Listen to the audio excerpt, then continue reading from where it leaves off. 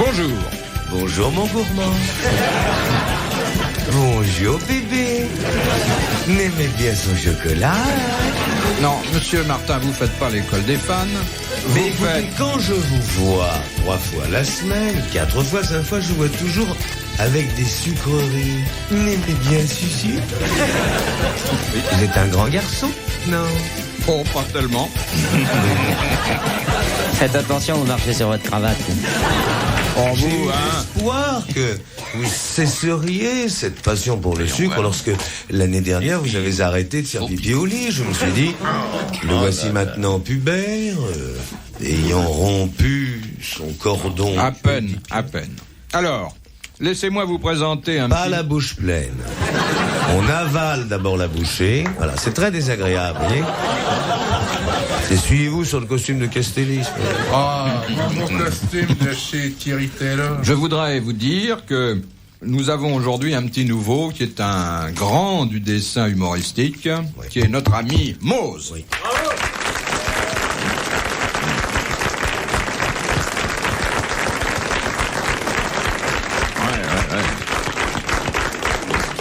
Non seulement Mose a de l'humour et un joli brin de crayon, mais encore il a de la curiosité, il a le goût du risque puisqu'il est là. Et il est chauve aussi. Et puis, c'est un homme de goût puisqu'il écoute presque tous les après-midi les grosses têtes. Et il voulait voir comment ça se passait. Ben, il va voir. Alors, je vous ai comme un sujet de pendule, encadré avec 2 candélabres en mauvais état d'ailleurs. Qu'est-ce à dire? Un petit dont la lumière est plutôt faiblarde. Sim. Qu'est-ce que ça veut dire, ça? J'espère que vous ne parlez pas de la lumière de mon cerveau. C'est de celle-là uniquement. Oh. Et un grand que je me réserve de faire bientôt monter en lampadaire, Philippe Castelli.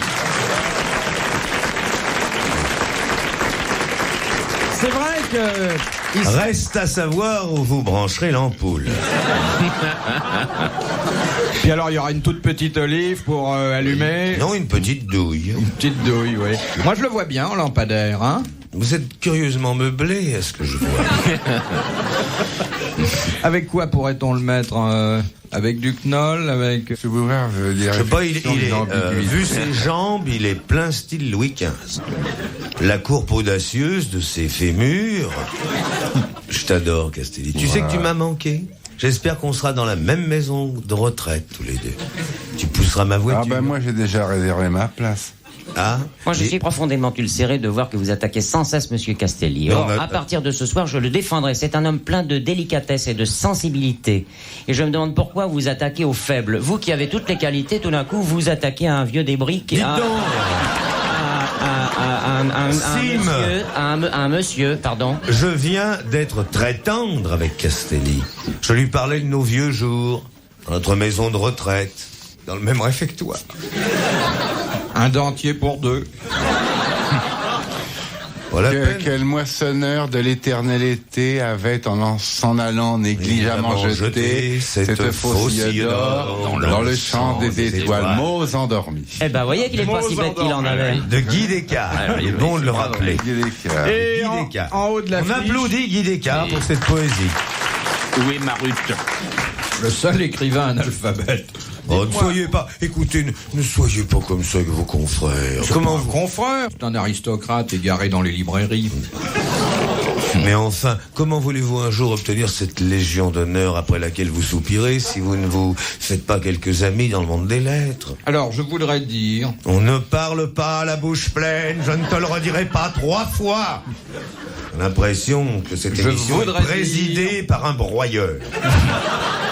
Que la 4e grosse tête, qui d'ailleurs occupe moins de volume aujourd'hui car elle sort de chez un artiste capillaire, oui, est celle de Jacques Martin.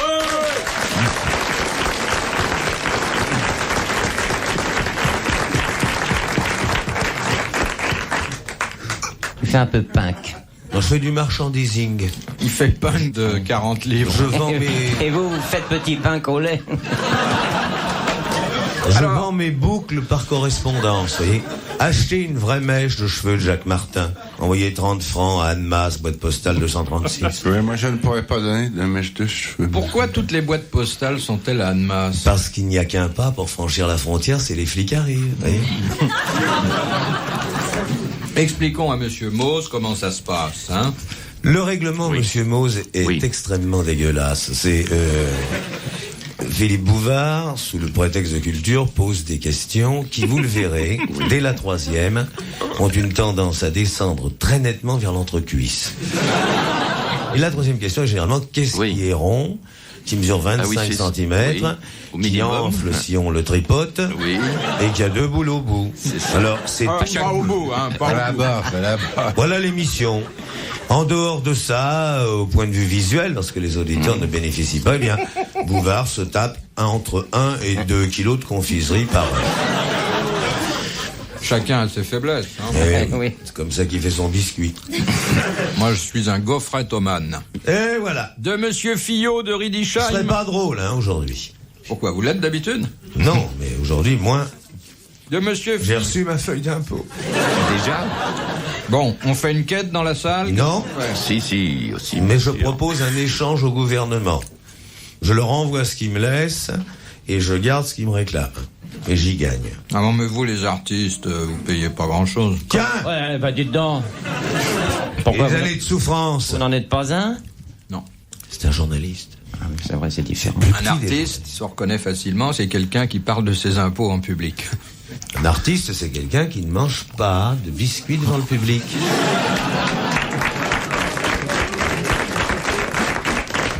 Ce n'est pas que je n'ai pas faim, je résiste. Bon, allons-y. C'est Monsieur Fillot de Riedisheim, dans le Haut-Rhin, qui pose la première question, laquelle se présente rituellement sous la forme d'une citation. Qui a dit, pour arriver à la vérité, les Français soustraient, les Allemands additionnent et les Anglais changent de sujet? Fabius. Non. De Gaulle. Non. Un homme politique? Non. Non, c'est un écrivain anglais. Oh, c'est un écrivain qui a plusieurs langues dans son porte-plume, si je puis dire. À plusieurs... Ah. Köstler. Frédéric Dard? Non. Il écrit en plusieurs langues? Oui. Nabokov. Plusieurs styles. Non. C'est un auteur dramatique, hein? Ustinov. Bien C'est sûr, Peter Ustinov. Ustinov. Bonne réponse de Philippe Castelli.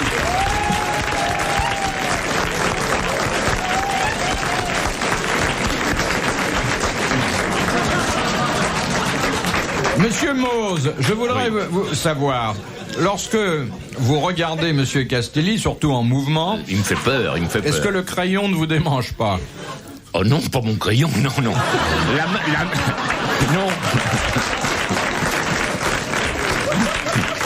Pas son crayon, mais sa gomme, oui.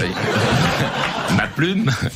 C'est un de vos personnages, hein? Bon, il est pas très Non, chaud. il va me demander des droits d'auteur. Levez-vous un peu, Monsieur Castelli. Vous avez une tache dans un endroit curieux.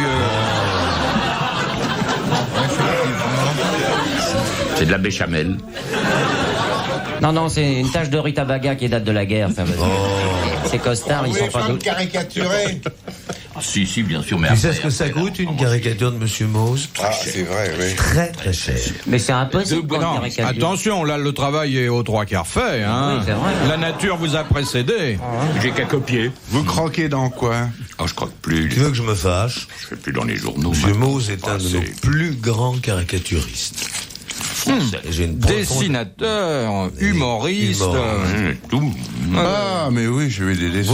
Oui. Oh, bah, C'est vrai. non. Ah oui, c'est pas mal. Je pourrais vous amener mon livre. Quelques albums à faire signer. De Madame Le Thuillier, de Passy-sur-Eure, qui a dit... Dieu la garde. Elle est n'a pas partie. reçu sa fiche d'impôt. Qui a dit... Ma femme est partie en claquant la porte. Elle avait l'air de gifler ma maison. Oh, que c'est. Ah, c'est joli. Ça, c'est beau, ça, C'est hein? un Français qui a dit Oui, C'est un homme- et c'est vécu. Un homme cocu. marié. Il était beaucoup ça. cocu. C'était un grand cocu. Un grand cocu. Napoléon. Non. Joue en dos. Non, si vous voulez, on va établir la liste des grands cocus. Mais il y a que des cocus. Ah oui. Tout le monde n'est pas cocu parce que ça suppose un acte préalable. Parce hein. qu'on vous l'a pas dit, Philippe, mais si vous voulez, je peux vous envoyer une lettre anonyme. C'est pas Jules Renard? Il était pas cocu, Jules Renard. Ah, mince. Il était cocu avec élégance. Il était cocu avec beaucoup de panache. C'est Guitry, non? Guitry. C'est Sacha Guitry. Bonne réponse de Sim. Celui-là même qui disait, moi ce qui m'embête dans le cocuage, ça n'est pas que ma femme me trompe, c'est que un autre sache de quoi je me contente. Ah, bravo. Philippe Bouvard sur RTL, 4h, 4h30, les grosses têtes dans la nuit des temps. De Madame Rigal de Chelles. Quelle est la particularité sexuelle de la lionne? Ah, Vous avez vécu, vous? Peu. Non, quand je dis ça, parce que comme vous êtes un habitué des forêts... c'est dans le comportement au moment de l'acte? Non, c'est d'une façon avant. générale Oui. le Quand elle se tempérament sexuel de la lionne. Eh bien, Ah, dès c'est qu'elle ça. a fini l'acte, elle chasse le lion. Va-t'en! Elle le mange. Je veux plus te causer. Non. Elle mord. Non. Le mordille. Elle accouche avant d'avoir fait l'amour. Elle fume une cigarette. Après seulement. Oui, après. Elle regarde l'heure parce qu'elle est frigide. Parce qu'elle est pressée. Elle compte les mouches sur le dos du lion. Non. Je sais pas, moi j'ai jamais eu la curiosité malsaine d'aller vérifier comment les lions c'est l'amour. C'est de la zoologie pratique, ça. La lionne est épilée. Non? Ça dépend. Vous avez peut-être connu des lionnes épilées, mais c'est rare. Hein. Est-ce que la lionne n'utilise pas mon savon qui conserve aux femmes leur teint de jeune fille? Il faut savoir que la période de rut, car, excusez-moi, mais on doit appeler les choses par leur nom, C'est un très joli prénom. Oui. Rut. Et d'ailleurs, Rut. dans Beaux endormis, Oui, justement. Oui. Rut, la Moabite, là, Hugo en avait peut-être mis un peu Oui, un trop, peu. mais c'est assez joli. Alors, il faut savoir donc que la période de rut de la lionne dure 4 jours. Victor Hugo adorait les céleris rémoulades. Pas très important, mais je le signale. Pourquoi? Non, je le dis comme ça. Ah bon? Pour les personnes qui s'intéresseraient à Victor Hugo, il chaussait du 41.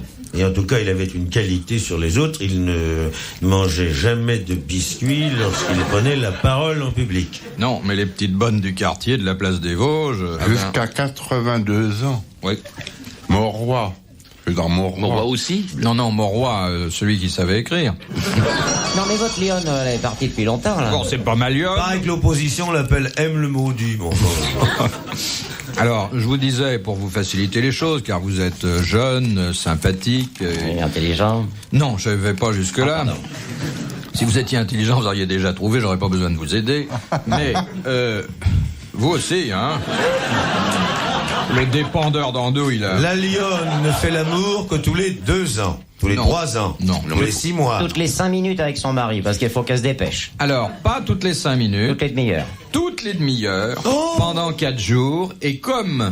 C'est pas... Attendez. Mais échange de mecs. Alors, justement, il lui faut 2 lions en alternance Ah, pour bah, bon. la satisfaire. Et oui. Excellente réponse de Sim Edmo. Et c'est normal, hein. Pendant que l'un se recharge, l'autre... Non, monsieur, il y a des termes techniques qui sont pas obligatoires. Jacques. C'est assez beau d'ailleurs, je veux dire, un lion amoureux, c'est assez Vous joli. avez vu ça? Ah oui, Oui, j'ai vu ça. Ah c'est une bon? vraie mitraillette. Mais c'est dans Victor Hugo, ça aussi. Moi, je l'ai pas vu dans Victor Hugo, je l'ai vu dans une réserve près de Nairobi, et c'est très beau. Qu'est-ce que vous faisiez à Nairobi, vous? Dans une réserve. On les compte les touristes fortunés arrivant dans cette réserve et faisant « Oh, un pygmée !» Alors, Toi, il y en a vouloir manger biscuit devant notre appareil de photo? Pendant une demi-heure. Je le vois en pagne. En panier. Je le vois. Pendant 4 jours, toutes les Tiens, demi-heures. voilà, boubou, Il y tiens. a combien de demi-heures par jour? Bah écoutez, ça fait 48 fois par jour, 4 fois 48, ça fait 192, hein. Oh là là. C'est vrai, oui. Ouais. Vaut mieux faire ça une fois et mettre du papier carbone, hein. Mais vous aviez assisté vraiment à l'accouplement? Oui, Il ferait n'importe quoi pour regarder les Vous autres. aviez pas mis votre perruque? Non, mais je suis resté qu'une demi-heure. Hein. Oui, parce qu'on sait jamais, le lion il peut être gourmand. Hein. Et vous n'êtes pas gêné de regarder les autres faire l'acte de Au bout charnel? d'une demi-heure, j'ai entraîné la personne qui était avec moi. Je lui ai dit, viens, on s'en va. C'est là qu'on est arrivé. À l'hôtel? Bah oui. Il y avait un autre aussi, alors, non? Bah non, il y avait un lion. Il y avait un lion qui regardait Bouvard faire. Voilà. Et il faut voir Bouvard en rut. Voilà. C'est à partir du 15 avril que le Bouvard entre en rut. La forêt retentit de ses cris. Tellement les François.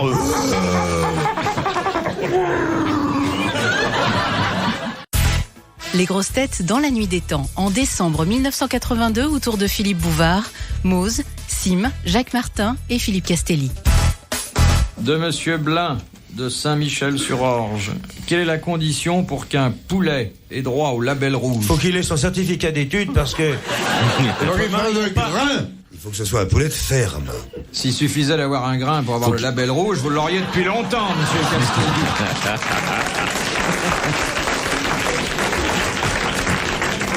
Alors, quand un poulet a un label rouge, c'est qu'il a appartenu à la DST et qu'il ne révélera jamais les secrets qu'il connaît. C'est quand il n'a pas commis de bavure.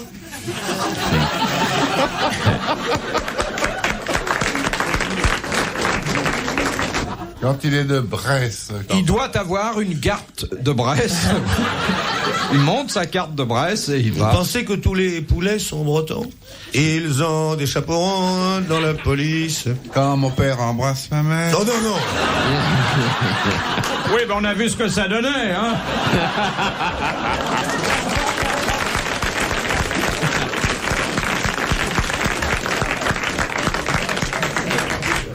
Alors, Quand il est passé aux œufs de 20 heures?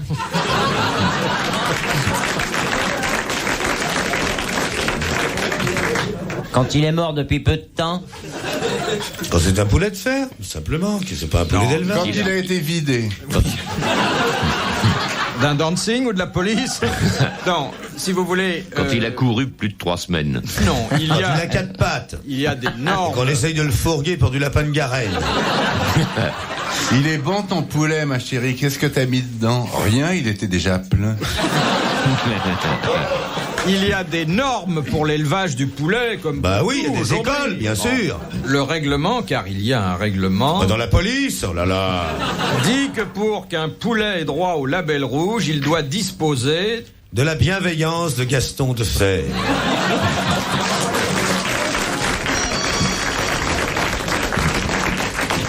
Il faut qu'il ait une grosse paire d'écoutes. La crête doit être bien rouge. Dans certains services spéciaux. La crête doit être bien rouge. Faut qu'il soit un poulet mâle. Ouais. Donc un coq. Un coq qui a déjà...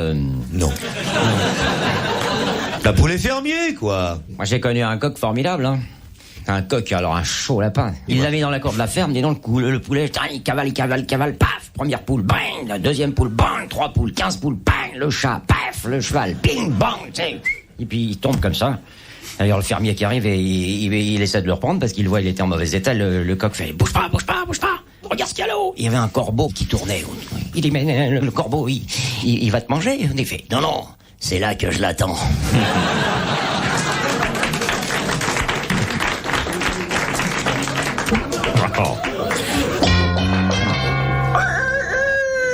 Merci, Denis Fabre. À vous, Léon Zitrone. Vous applaudissez Monsieur Blin de Saint-Michel-sur-Orge. Cette question en apparence simple lui vaut d'abord votre considération, vos applaudissements, mais aussi un mandat de 500 francs, un disque, le dernier 33 tours, mais je dis le dernier, en fait il y en aura encore d'autres, des grosses têtes. Vous y croyez, vous? Voilà, la condition On va en réglementaire... faire un film, hein, des grosses têtes. Oui, mais j'y pense. Eh oui. Mais oui. Je jouerai le rôle de l'ecclésiastique. La condition réglementaire pour qu'un poulet ait droit au label rouge, c'est qu'il dispose pour lui seul d'un espace minimum de 2 mètres carrés d'herbe. Ils sont mal logés.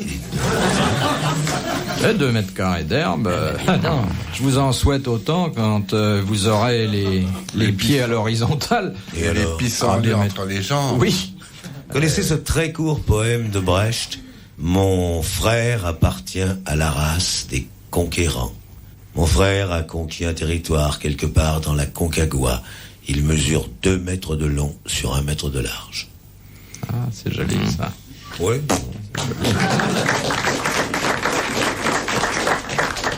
Mais les plus jolies choses sont saluées par des silences. Arrêtez d'envoyer des baisers à M. Mose, qui a pas du tout l'air d'être de ce côté-là. Hein. Je vais vous dire, avec ce qui m'entoure, il faut bien que je fasse avec ce que j'ai. Hein. On vous a déjà envoyé des baisers comme ça publiquement? Non, mais je suis très content. Ça me fait très plaisir. J'espère que ça va continuer. Et Monsieur Sim, vous plaît? Ah oui. Ah, ben je ne vous le fais pas dire. Vous avez vu que ces lèvres là, hein? Il a un peu le sourire de Voltaire, Monsieur Sim. Oui, Paul VI aussi, je ressemblais à Paul VI.